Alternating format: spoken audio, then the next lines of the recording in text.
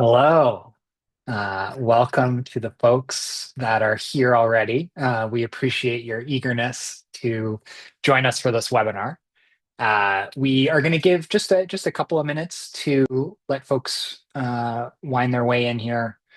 We assume that folks that they're coming from other meetings and whatnot. It takes a little while to get set up with the webinar. Sometimes they forget to register until the very last minute. So we are very excited to have you here, and we've got an awesome set of panelists. But we're going to give it just a minute or two before we get started in earnest. Um, in the meantime, trivia. This is a fun little Easter egg.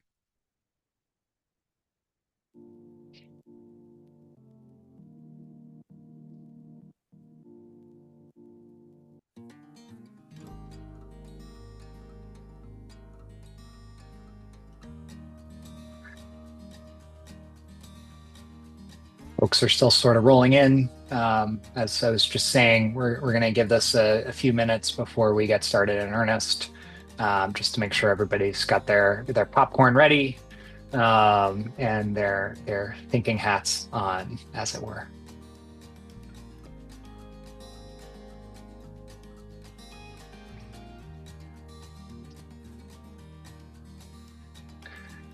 Please also, for the folks that are here, if you already have questions, if you're just chomping at the bit, feel free to put them in the Q&A, and I will do my best to work them into the conversation.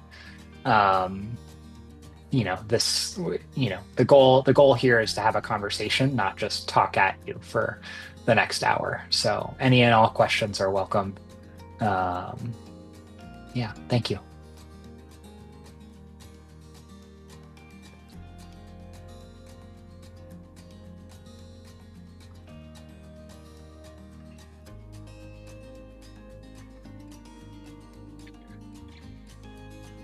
Maybe Tony, while we're waiting here, do you have like a go-to fun fact that you like to talk about?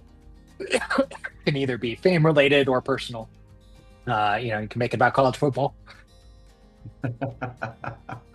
I don't have a go-to fun fact, which is probably my go-to fun fact now that I think about it as I move forward, man. I need to have a go-to fun fact for these kind of conversations. I have a good one, which is that I was actually in a shipwreck in fourth grade. Um, I was sailing off the coast of Maine with my family, and there was a pretty crazy storm, and we had to abandon ship, and the ship ended up on a beach. So, yeah, that's if folks weren't sure what they were getting into at this webinar, we are there. There it includes at least one shipwreck story. Um, I think you set me up for that one, Matt. Like that was just a really good opportunity for you to tell that story. And I don't blame you. That's a good story. That's a good one to share. Um, they can also be far more innocuous. Zach or Josh or Patricia, I don't know uh, if you have any you want to share. I think you set the bar pretty high there. It's pretty hard to follow up a shipwreck Sorry, that story. was horrible, horrible I was moderator once tactic. delayed on a Mine's plane for a really long time. That was annoying, but I don't think it's in the same category. well, no worries. Again, we're folks are still sort of trickling in. We're gonna give it maybe 1 or 2 more minutes before we get started here. I promise this is a webinar on work-based learning and not shipwrecks.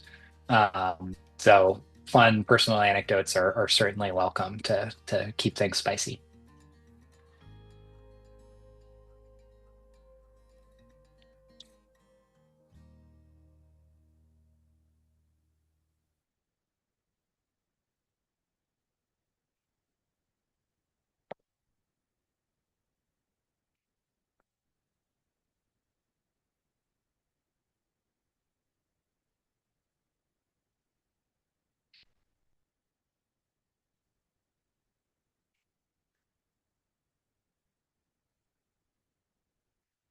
Okay, we do. There are still the participant number is still going up, but I want to get us started here in the interest of being respectful of everyone's time. So thank you to the folks that are here, and belated thank you to the folks who watched the recording of this. We have a really exciting discussion to get through today on the future of work-based learning and what specifically states and other governance bodies are doing to support the growth of work-based learning. It's a topic that, frankly, these guys know way more about than me, and so I'm excited to learn from the group we have. It's really sort of a group I have a ton of respect and admiration for, and also I want to make sure that I thank the craft education team for hosting this for us and putting in all the hard work that they are doing to support work-based learning from a compliance perspective. So we will have a little bit of plug from the craft team at the end of this. So if you're interested in learning more about them, please stick around for that.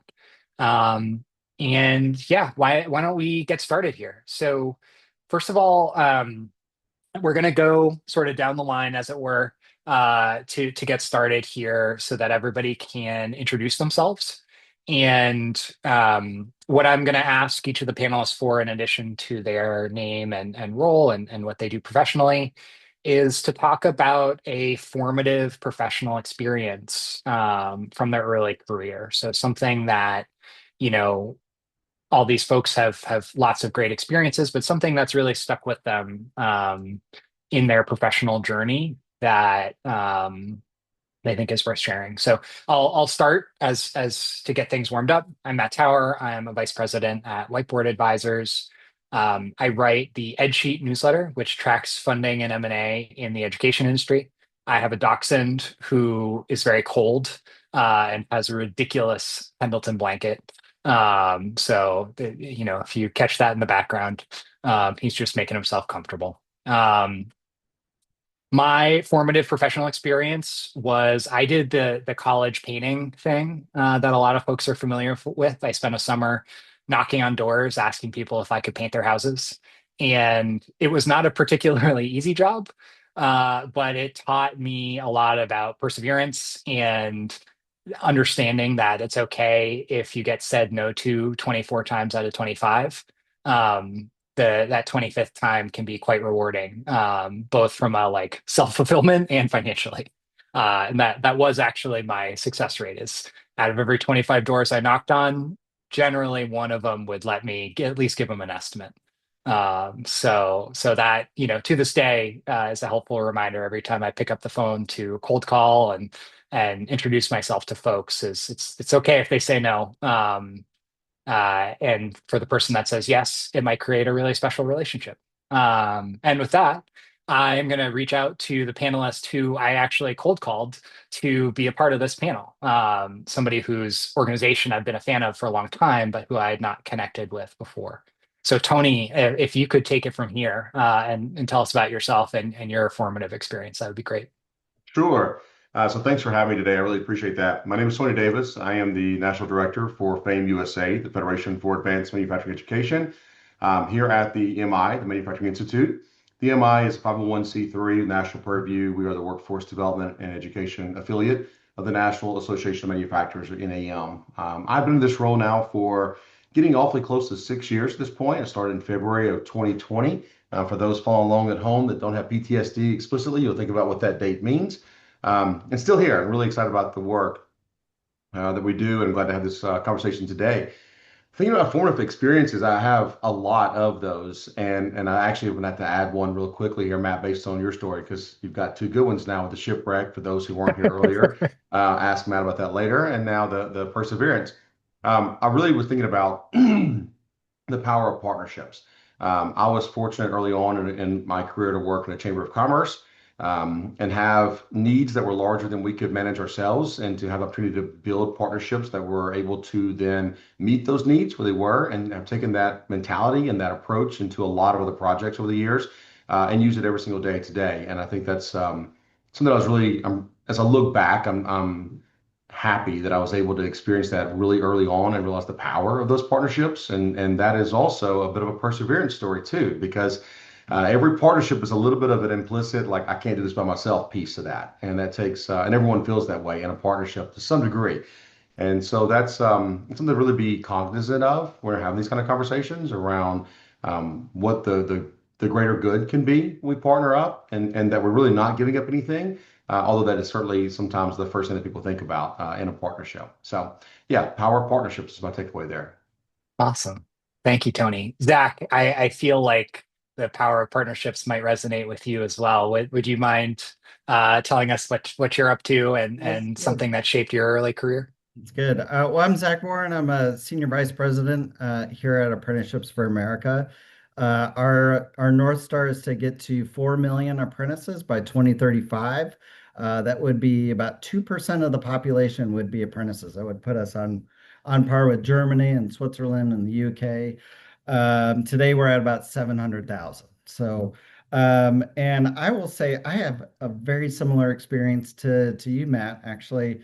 And my experience was selling books door to door for a company called the Southwestern Company. I did that when I was 19 until I was 21 during my summers in college. I did that in Arkansas, Texas, and in Alabama. Josh knows the story that I sold books door to door in Bibb County, Alabama, which is in Appalachia. So I knocked on thousands of doors, doing that 80 hours a week Oh, for the entire summer, paid for college. But I met the most extraordinary families and that were totally different than mine. I saw how poverty shapes people's lives when they don't have like my family. I grew up in a union household. My dad was an apprentice with the steel workers in northern Indiana, and he had a 44-year career as a meter technician. We didn't have everything we wanted, but we had everything we needed. We had a house on a lake. My parents always were trying to strive for more, and were able to raise two pretty good kids, take us on vacation. We had health care, but I still think about those families that I met. I think that still drives me today is like the inequity that we see across the country, how in some places that where impoverishment and poverty just drives people's lives every day.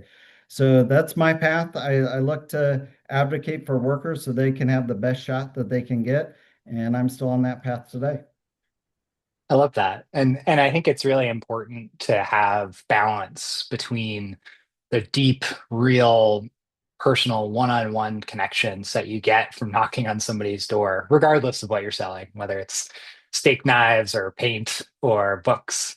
There's something really deep and personal about that type of activity. And also recognizing that the path to 4 million jobs is a long one, right? And Patricia, I'd love to hear sort of your take as our sort of resident data expert um, on what that path looks like and the types of jobs and roles that folks are might experience if we're to get to that 4 million. So would you mind sharing what you do at Craft and something that helped shape your early career? Yeah, absolutely. And thank you, everyone, for being here. I'm excited about this webinar. I'm Patricia Sands Armstrong, and I am the head of data and research at Craft Education. I'm an economist through and through, bachelor's, master's, PhD in economics. Um, I'm originally from Peru, and so maybe I should have shared this as my fun fact. So I went to a German school in Peru. And at the end of my German high school, I actually went into a 2-year German apprenticeship in Peru. And so that was my first educational, post-secondary educational experience and my first job experience. Um, I have to say that just to tie it a little bit with with what we're going to talk about here, is that well, it was during the classroom instruction portion of that apprenticeship that I got to learn more about economics and I fell in love with economics. But I also have to say that I had absolutely no clue what I was doing during the apprenticeship and why I was moving from department to department, the way I was moving, and what skills were they trying to teach me. And I think that part of what has stayed with me after that is the importance of agency from the learner themselves, just to know what the goal line is, what that looks like, what the steps they're expected to follow. are. So that's my formative experience, my German apprenticeship in Peru. Awesome. Thank you. And Josh, if you could take us home here, I think one of the things I'm most interested to hear from you is your experience with the state, right? And we just heard how, the country of Germany helped shape Patricia's early career. I'm excited to hear, how the state of Alabama is sort of making decisions at that level. So, but before we get there, could you just share a little bit about yourself and um, your formative early career experience? Sure. I'm Josh Laney, Vice President of Apprenticeship and Work Embedded Learning at CBEN, the Competency-Based Education Network. My formative experiences were all on our family farm, raising beef cows and stuff like that. The only thing I ever sold door to door was watermelons off the back of a truck that we had grown and then picked and basically drive through town and through the neighborhoods and wait for somebody to yell out, "Hey, watermelon man," and then you'd stop and sell them watermelon. So I didn't have to knock on doors; they were coming to us. But as far as career-wise, the formative experience I would say that informs the work that I do now is when I was becoming a teacher. My dad was an educator, a longtime school administrator, all that, and then I mean, I kind of knew the school world pretty well from all of those experiences. But so I went to Auburn and got my teaching certificate and bebopped my happy little self right up into my own high school where I had been a student and was going to be a teacher, and realized real quick that I knew nothing about nothing. And I think that's a benefit that I realized it pretty quick because there are people who don't know, and they show up thinking they do, and that's a whole different problem.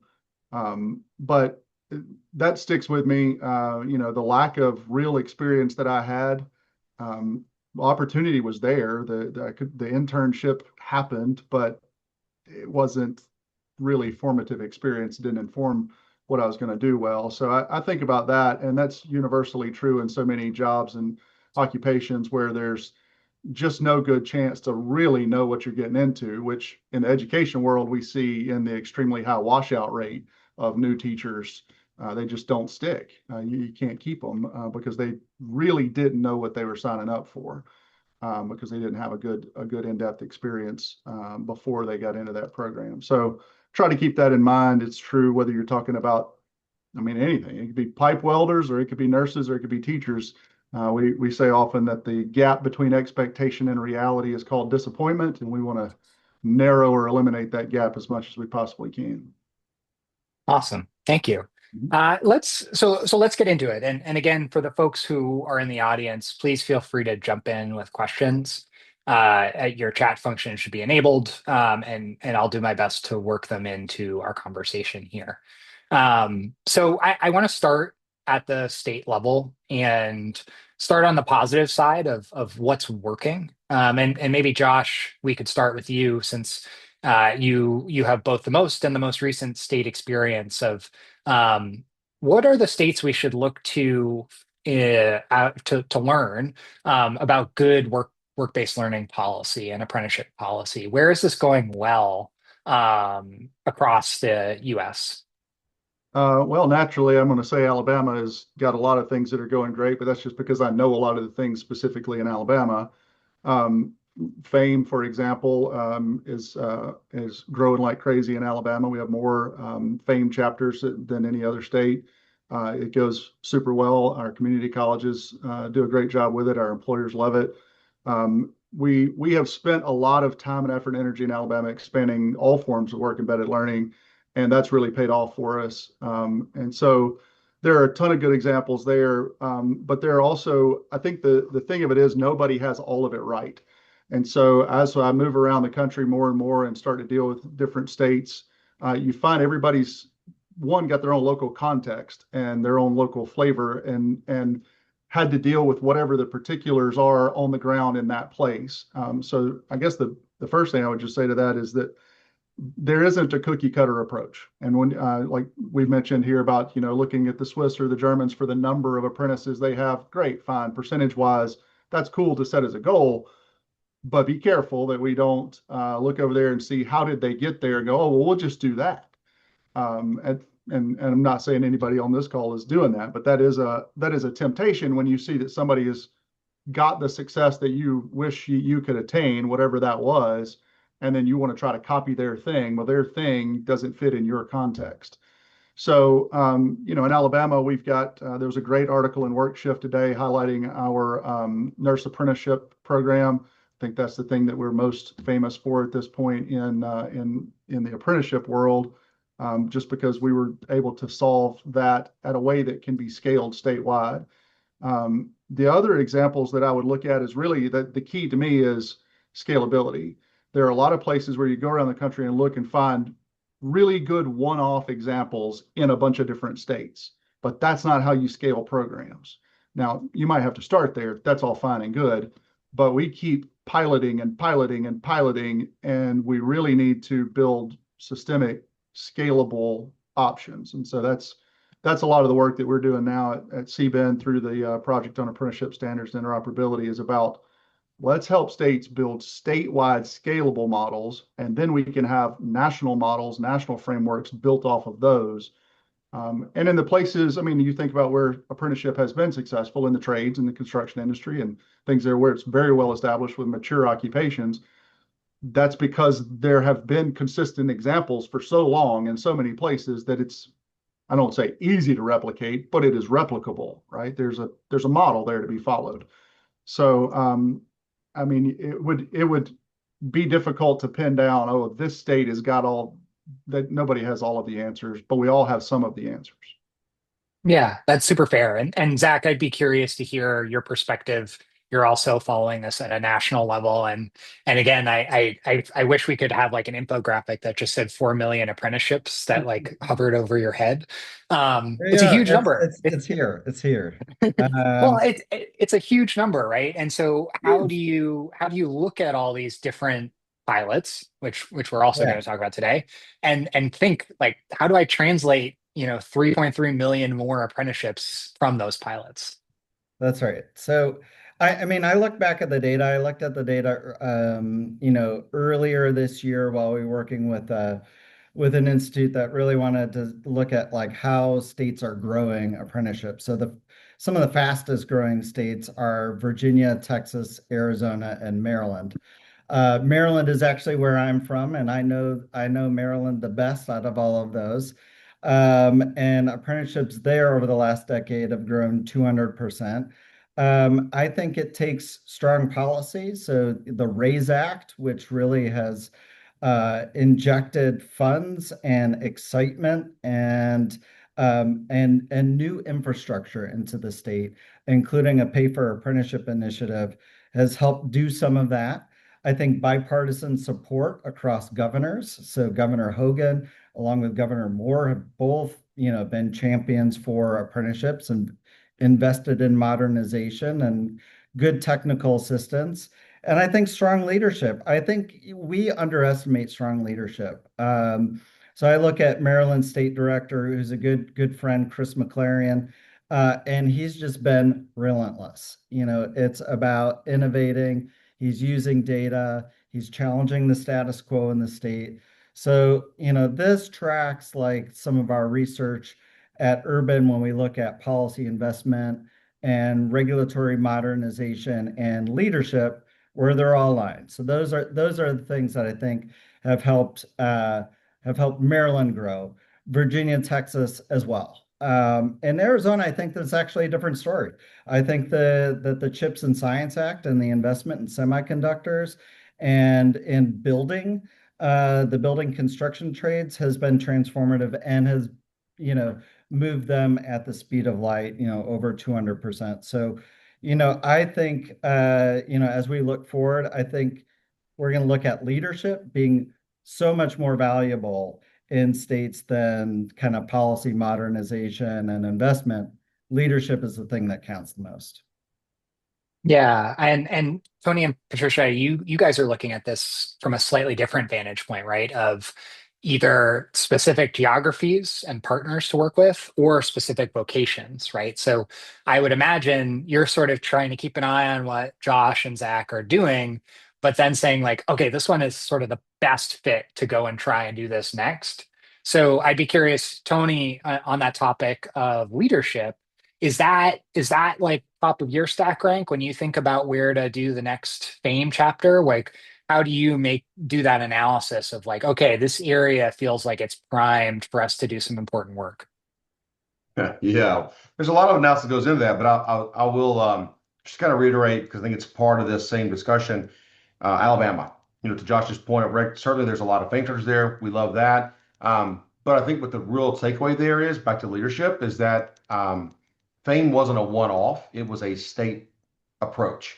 It was the intent of the actual intention to scale this across the state, and they've done a great job of that. And I think that is a significantly different thing than growing organically across the state, because it was where this is what we're going to do, and they've done that. And I think that's tied in with a lot of other great work that's happened in the state. So I want to note that. But that is definitely a leadership piece, and I think that what's inherent in that example and things that we look for in other places is that employer voice. There has to be a state policy framework that is conducive to this. And so there's a piece of that that's obviously really important. Is this new to the state? Are there alignments already in place in this state? Or is it something they're kind of turning the corner and saying, all right, we got to catch up with states like Alabama or other states, out there? Because that does make a difference, but it also takes a little time to translate from what are the new state policies or what's a recent state policy framework to how are to how are regions in that state actually using that framework? How familiar are they with that? How comfortable are they with using what new tools may be available to them? So we look at a lot of that, but at the end of the day, making sure that we have employer voices are that's absolutely in the day. And if the employer voices can't be heard, either because we can't bring them together, there's no tools or channels for that, or because their systems simply don't really allow that voice to the table the way we'd like to see that table, then it won't be successful in that case. But we know that's a really important through line for success is having that voice of the end user, so to speak, in one sense, of these programs. Awesome. Yeah. My boss, Ben Wallerstein, is blushing right now because he lives in Alabama, and anytime it comes up in conversation, he's just delighted. So he doesn't even know he doesn't even know this is happening and is blushing.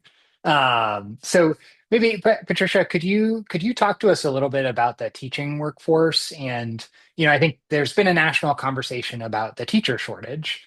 We know the reality of that is much more like geography No specific. one's, And I'm yeah. curious how much sort of work-based learning and apprenticeship type policies have been a factor in the growth or lack of growth in different geographies and contributing to that teacher shortage or lack thereof. Um, yeah, I've been looking at the teacher workforce for many years, and the teacher shortage is kind of like the boogeyman, right? It's like this like shapeless thing that people talk about, and it's like, ooh, it's so scary. And the reality is, what you said is that there is not a teacher shortage. There are multiple teacher shortages of different types, of different sizes and shapes. And okay, I'm going to talk about something, that is not probably not the sexiest thing in this topic, but it is just so important. And, obviously I have this bias because I'm, the head of data and research. Data, right? The absence or the presence of data can be such a catalyst for growing these type of programs. If you know where you need or where your biggest needs then state efforts can be directed, funds can be directed. But if you don't know what's happening, in your geography, if you don't know where your teacher preparation deserts are, we took a few data sets with my team and mapped all of the teacher preparation programs, and you can see all these like big regions across multiple states where what we call they have teacher preparation deserts. That means that people who would want to become a teacher don't have easy access to a teacher preparation program. And, Grow Your Own has been playing a role there. And I think, these apprenticeship programs that often are just that, right? Homegrown can serve to fill in those gaps, but you don't know that that's where you need to direct your funds if you don't know that that's where the need is. And you don't know that that's where the need is if you're not collecting the data on where are my shortages? Where am I preparing people? In what subjects am I preparing people? Like where, there's a state, where you can see all of the special ed teachers are being prepared in this corner of the state. This corner has no teacher and no special ed teachers having graduated in the last 5 years. So then oh, if that's where I'm hurting, then that's where I need to devote resources. And so to me, data is this oil. And this applies not just to teaching, this applies to all industries, right? If you have the right data, that can be the oil that really helps move along, helps scale things, helps know funders, helps know states or federal agencies. This is where I need to focus. This is where I need to lend my support. So um, that's what I'm seeing in the teacher sphere, and I think again it applies to pretty much any industry. Yeah, I totally agree. And Zach, I'd be curious to hear your thoughts on this concept of geography, right? And understanding that different geographies are going to have different needs and might even modulate the exact intervention or implementation of work-based learning Mhm. based on that geography, whether it is an apprenticeship or it's something a little lighter, right? We've seen in the teaching workforce a bunch of different sort of levels of certification. We don't need to sort of litigate which is best, but I think just can you help us understand like how you might, look at a different geography and figure out what the best types of either apprenticeship or work-based learning is for that area? Yeah, I mean, I think, to Josh's point, you can't just lift up. We can take a lot of learnings from the international space and land them here. Like, I'll just say like National Apprenticeship Week was like one of those things we took and stole from England, plopped it here, and it's been an amazing success. Intermediaries are like another idea that we stole from Switzerland that industries have got to lead this, and we plopped them here in the United States. It's been like a tremendous success to have intermediaries being out selling and designing apprenticeship programs. But I think like for states, they've got to have, incredibly bespoke programs. So Utah's not going to look like Maryland, and Maryland's not going to look like Arkansas. But I think a few places in states, some things can reliably work. One item that one policy that we're seeing states invest in that, especially Iowa has been out front, is around a pay for apprenticeship model where you tie education dollars in apprenticeship to an individual, support the employer, support the intermediary that ultimately helps tie them to work, retention, and ultimately gainful employment. We're seeing apprenticeship degrees, speaking of kind of ways in Yeah, which open classrooms. we tackle the teacher issue. Reach University is now this tremendous disruptor in teaching apprenticeships because they can deliver them at $900 a year to the participant. I mean, talk about blowing up the model of like investing $100,000 to make $50,000 as a teacher. Reach is doing that. I think that's incredibly important in the way we shape some of these jobs that are hard to fill. And then, I said earlier, funding for intermediaries seems to be working. We're seeing some taking off of the gas at the national level. We're still seeing states find this to be an incredibly important way that we deliver apprenticeships because you're not going to go talk to, I mean, no offense. If I were an industry, Uh-oh. if I'm running a company, I'm not going to go to the state to tell me about how I should run my apprenticeship. I'm going to go to my local industry or the union or the local college to help me do that. I'm going to build that relationship there. And then, I think, another area that we're still figuring out is this braided funding. I mean, I think it's still a challenge where states are thinking about how do we use WIOA, career and technical education, VA benefits, all of these to help employers get apprenticeships off the ground. I still think that's very much in the works just because we don't have a clear single stream of funding that's really supporting apprenticeships on the ground in the way that they ought to be, in the way that we're going to get to scale at 4 million. Can I want to dig on. Sorry, I, Josh. I want to Yeah, tie a couple of these things together. please. You asked the question about like, okay, is it always an apprenticeship? Maybe it's something else. And I think that what kind of work embedded learning you're talking about doing depends on what is the purpose that you're trying to do it for. So we talk a lot about different kinds of work experiences being for awareness or exploration or preparation. And we're putting out some work on that that's copied from work done in Alabama and Colorado and some other states. But if you identify the purpose, right, what are we trying to do here? Are we just trying to make students aware generally of these, or learners, whoever they are, aware generally of these jobs, these careers, these industry sectors? That's a whole different kind of work embedded learning that you need to be doing. You move all the way up to the point where I know what job I want and I need to gain the technical skills for that job. Now you're into that technical skill preparation. That is registered apprenticeship territory. But there's a continuum all along there where you've got to source that. You can't source that if you don't do what Tony was saying and talk to the employers. The whole shooting match has to be an employer-driven model. Tony mentioned, the employers want to have a seat at the table. I always tell every apprenticeship or work embedded learning people I'm talking to, you don't need the employers to have a seat at your table. You need to go to their table. They are the customers in this model. They are the consumer of the education system, right? The product coming out is the trained and trainable learner and worker. They're the ones that are consuming that. They need to be the ones telling us this is the shortfall in the product that's coming out. Here's what I need to be fixed. And then leave it to the education system to respond to that with the appropriate kind of work embedded learning. And you've got to circle all the way back on that. And then just on the intermediaries thing, as always, we can't make blanket statements, right? There are intermediaries that have done great work. The places that I've seen the intermediaries be the most beneficial is where they have a partnership with the state. The state says, look, I don't have the manpower or I don't have the expertise or whatever. I want to partner with this group over here.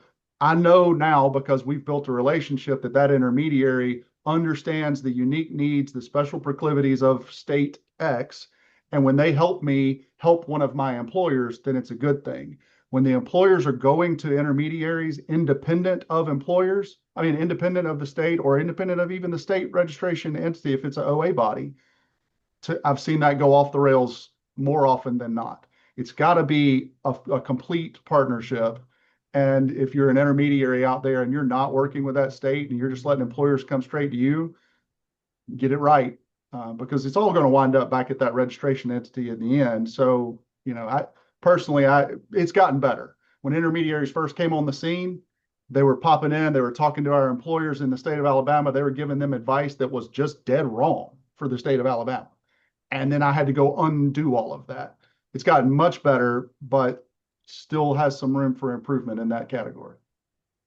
Yeah, I'm really glad you brought up the topic of employers, right? Because they're obviously a crucial stakeholder here. And Tony, I'd be curious to hear your take on this particularly. And I think sort of the conception I have, and this may or may not actually be true, is employers are often like, well, apprenticeships are complicated or hard or time consuming. I just don't have capacity to deal with it.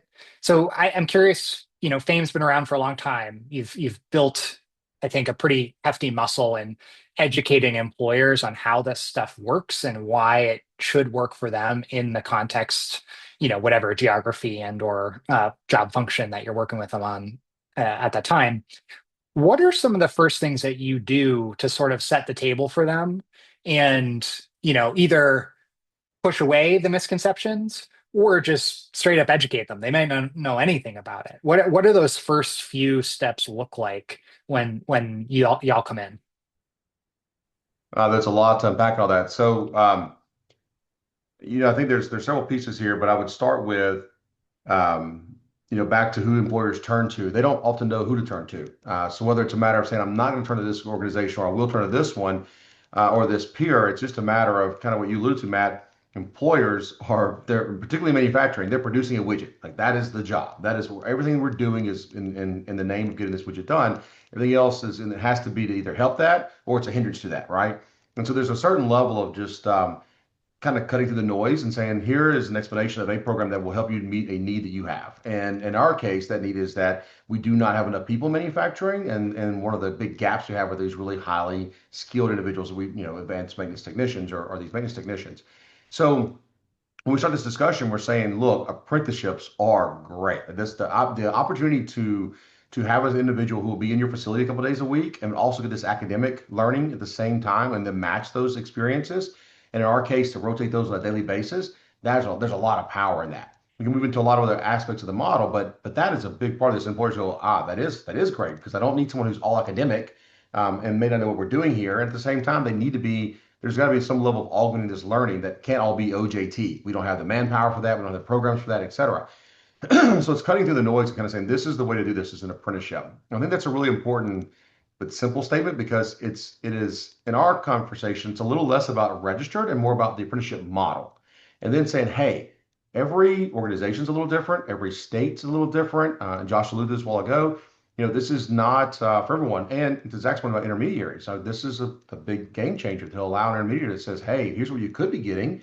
And to one employer, they say, I want this program, in our case, AMT, right? So one employer says, I want that program, and I like the benefits and or the pros and cons that go with registering this as well. But another company says, I want the AMT program, and I don't want any of that thing that goes with that, right?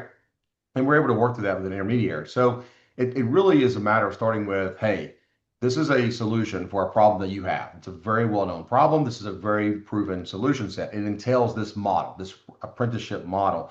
From that point, we can add more details as the questions come up, as opportunity arises. And that gives us the opportunity then to go back to deferring to, as we've been saying, the employer, right? What do they want?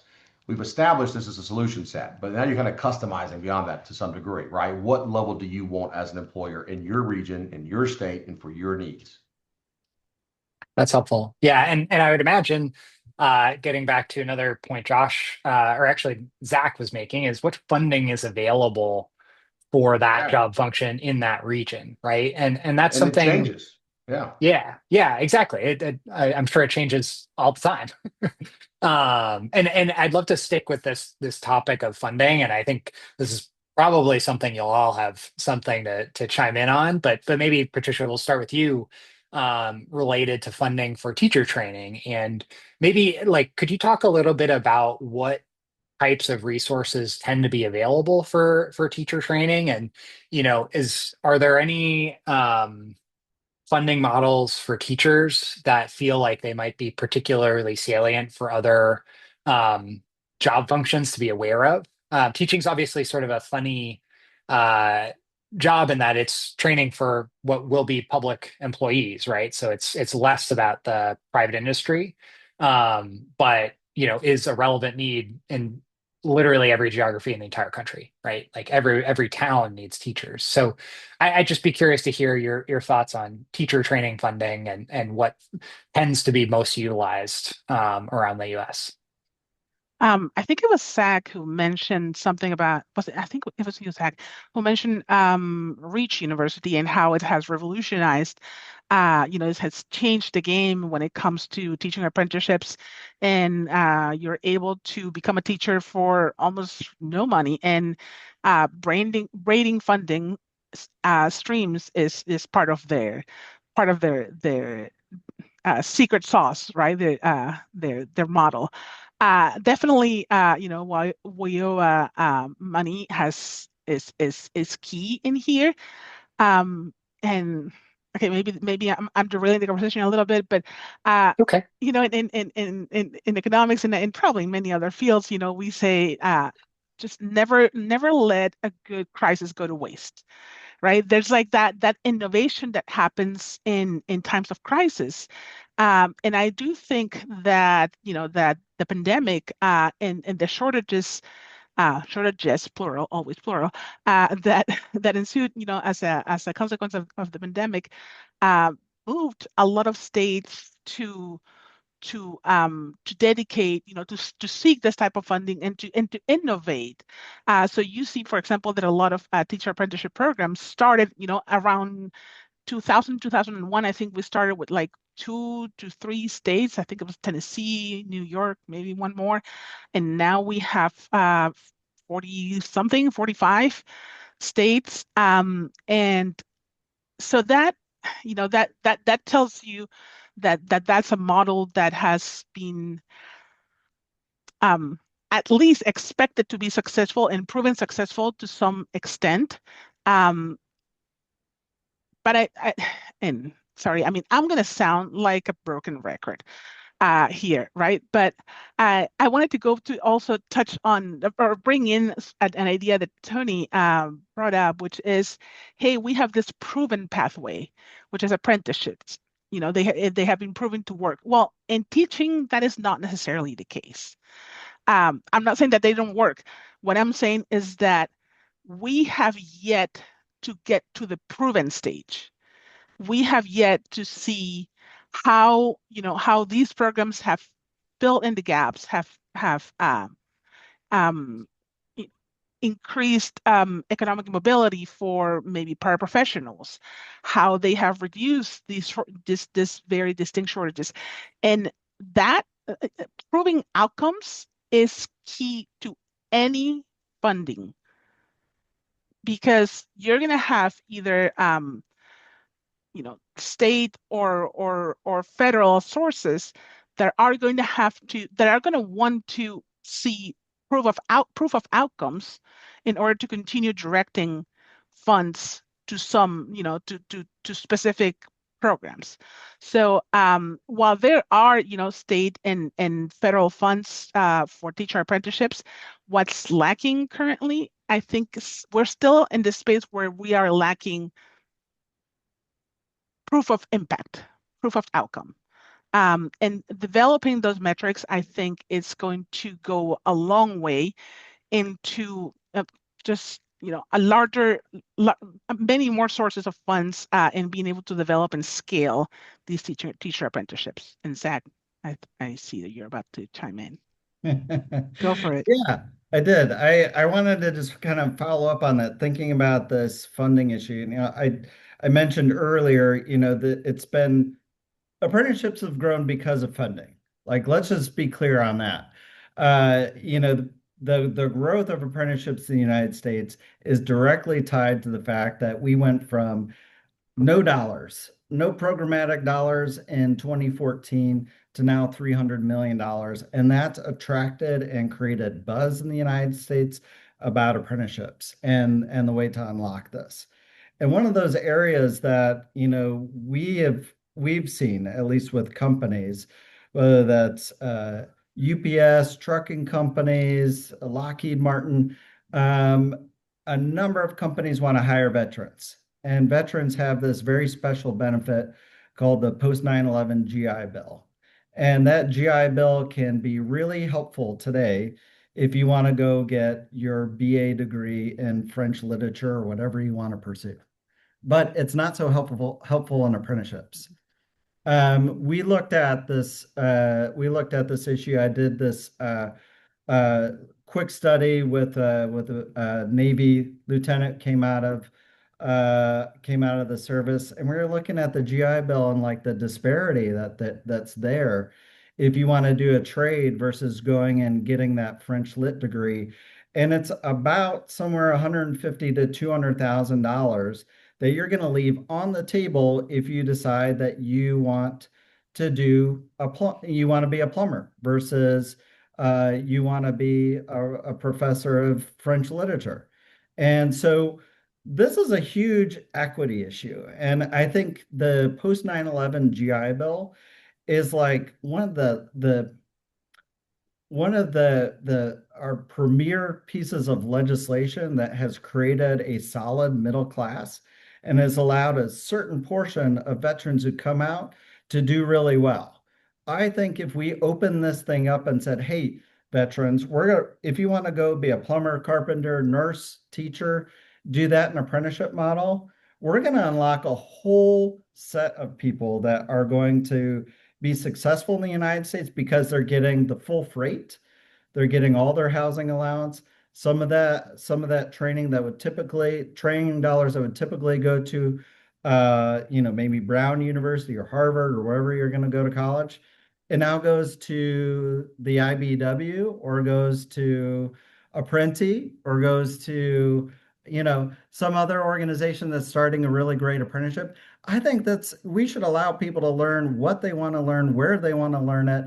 And I think the post 9/11 GI Bill, if we get a change on this, is really going to unlock some things. I'm excited about where it's taken us this far, but can take us so much further. Yeah, I think that's a really important point, and probably consistent with the trend in higher ed towards accountability for earnings, right? And I think I'm a product of the liberal arts. I'm a big fan of it, but I think there are we have to keep economics in mind and well-being and social and economic mobility in mind as we think about policies for this stuff. And so I don't know. Personally, it tracks that we'd want to have broader allowances for this type of stuff. Matt, I'm seeing there's a couple of questions in the chat, and Josh, I do want to hear your thoughts, particularly on braided funding and what states can do to make it easier for employers and intermediaries to get at this. And I think the question that came in to help sort of set the context for this is are there states that are way behind? And I think we don't necessarily need to name names here. But the second question is, if yes, what are the most common starting points for states that want to fix, what may or may not be a deficit in their current apprenticeship policy? So what are some easy starts for states to think about on apprenticeship? well, I don't know about easy, but maybe simple. Sorry. So there's a difference. Simple There's and like easy the are very pretty different. straightforward. Yeah, right. So the first thing I just wanted to say to follow up on that funding deal, it is the constant changing of the funding, the different availability from year to year, from grant cycle to grant cycle. Employers and state, nobody, you can't plan long-term change and long-term programs like apprenticeship programs based on, well, maybe I've got some money right now. I don't know if I'll have it, next year or not. You can't do that. We've got to have a consistent funding model. I've been advocating for it doesn't have to be exactly like this, but some kind of formula funding. I was in career tech world and CTE and Perkins before this. It's not enough money, but the model for Perkins, where you've got a formula that's going to be consistent, and then the state is responsible for figuring out how to execute on that, makes a lot more sense to me than Zach mentioned the 300 million we've got, but it goes out in these fits and spurts just in all over the place, or sometimes it doesn't go out, right? It just goes in however it goes. So that's the first thing. And then the other part about the funding, so this is all driven by employer demand and employer need, but it also has to be an employer investment. We have to recognize that the employer doesn't get to do all of the driving, but pay none of the freight, right? The employer has to have some skin in the game in this, and they do in FAME programs and registered apprenticeship programs across the country. But it's important for them to understand. Sometimes we start talking about funding and we say things like, oh, we need more federal funding or more state funding or whatever. It starts sounding like this corporate welfare idea that the state or the feds are going to pay to train people to your exact specifications and then show up in front of your building with a school bus full of people perfectly trained to your needs. That's not what we're describing. We're describing a partnership here where employers become co-producers of talent. They get to decide and help navigate what the people need to learn and be able to do, but they also own part of the bill for that, whatever that looks like. So the quick answer to the question about, well, where do you start? It's state by state. In Alabama, we started out trying to copy what they had done in South Carolina with a tax incentive. South Carolina was killing it with a tax incentive. It still is with a great tax incentive. Their employers are taking it up, works well. In 2015, we went and visited, took notes, came home, tried to rip that off. It did not work. Our employers in Alabama did not take up the tax incentive because the tax burden is so low. And it's like a delayed gratification kind of thing. Maybe my CPA will notice later. We phased out the tax credit and went to a direct wage incentive, a direct reimbursement for a portion of the wages for new and expanded programs. So we're not talking about just permanently paying the bill all the time, but an expansion incentive for employers who have not tried it before. The state is so confident that you will like this and you will keep doing it. We're going to put some money on the table so that it offsets the risk for you to try a thing you haven't done before. So you really got to take those. In Colorado, their tax incentive program is going great. They're not doing the direct reimbursement process, but it just really, again, is one of those things that you got to look at on both sides. And then the braided funding part comes in. One of the biggest benefits of registered apprenticeship, and sometimes this can be a detriment because people chase the registration just for this purpose sometimes. Y'all know that registered apprenticeship gets automatic eligibility for GI Bill, automatic eligibility for WIOA. Well, there's a reason for that. It's because a registered apprenticeship, every apprentice is an employee first. So you've got 100% job placement right out of the gate. That's not true with other types of work-based learning programs. Not necessarily true. It can be, but it's not guaranteed to be true. So that's why the registered apprenticeship gets that special kind of bonus bump. You don't have to have all that prior data that we were talking about when you go to stand up a program, because the apprentice that we're going to spend state or federal dollars on is already employed. They are employed right out of the gate. So that's the magic to me of the apprenticeship, is that the employer's got to put some in, the state's willing to put some in, the feds want to put some in, and it's 100% job placement. That's the key. So the risk is pretty much eliminated right out of the gate for the state or the feds, whoever's putting that money in. Yeah, Tony, I bet a bunch of this is music to your ears. And I'd be curious, as we are getting close on time here, if you wouldn't mind just talking about, from your perspective, again, sitting at this intersection of employers and state policy and trying to create programs that do a lot of the marriage that Josh just talked about. If you had a magic wand, if I had the capacity to give you a magic wand, which unfortunately I don't, uh, what would you do to help change things in the next 5 years? Like what's top of your wish list to help uh, create the right preconditions for growth, particularly within the programs that you're most familiar with, but also other apprenticeship and work-based learning programs that would make things better over the course of the next 5 years? Well, ironically, some of them are actually anti what Josh just said in some ways, but Uh-oh. and that's just how we look at these things a little differently. But I would note that one of the things that Josh was describing there, this is not what Josh against what Josh was saying, but I would just a slight tweak when thinking about fame is that these are actual collaboratives of employers. And so, unlike just having the one employer, and Josh, it was a great example when it's one employer who just says, "Hey, I want all these things," right? Like, what are you going to do for me? And Fame, we look at a collaborative, and that's really great because there was a question there around, rural and urban, et cetera. But you can bring together really small employers and really big employers, and they all get the same level of training for an agreed upon role. In this case, these skilled technicians. That opens up some really new opportunities, and that does change the dynamic a little bit of kind of who's getting what. And in that sense, definitely thinking about how do we offset some of those wages for the employer who's paying those wages for those individuals because they are hired day one in this case. So in Fame, they're also employees on day one. We think about the startup costs for these things, how, the technical training centers that are necessary for this, the instructor pay, and how important that is to make sure you have qualified instructors in these programs, mentors that are indirect costs, if you will, for the employers. Ways to offset some of those things to make when we have a proven program that has proven outcomes of success. I think that's some of the things we look at.